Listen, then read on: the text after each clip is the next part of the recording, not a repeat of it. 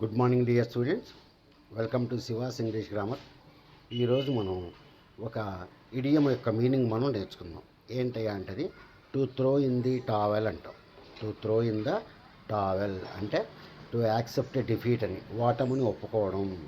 Are to give up, to stop trying అని చెప్పి అంటాం. ఇక మన వల్ల కాదు అని చెప్పి చేతులు ఎత్తేయడం అనమాట త్రో ఇన్ ది టవల్ అంటే. అంతేగాని to throw in the towel అంటే టవల్ ఇసిరేసాడనే మీనింగ్ మనకు రాదు. ఇప్పుడు చూద్దాం. Right, he tried to fix his computer but he failed. So finally he decided to throw in the towel. ఇక నా వల్ల కాదని చేతులు ఎత్తేసాడు. And he wanted to call a mechanic అని చెప్పి చెప్తాం. అతని వల్ల కాలేదు కాబట్టి మెకానిక్ని పిలుద్దామని చెప్పి అనుకున్నాడు అని. కాబట్టి త్రో ఇన్ ద టవల్ అనేది మనకి ఇడియం అనమాట. ఎక్కువగా మనం బాక్సింగ్లో వాడతారు దీన్ని. రైట్, బాక్సింగ్లో వాడతాం. The boxer decided to throw in the towel అని చెప్పి అంటాం. అంటే ఓటమిని ఒప్పుకున్నాడు, ఇంకా ట్రై చేయడు ఆయన అని చెప్పి మనం చెప్తాం.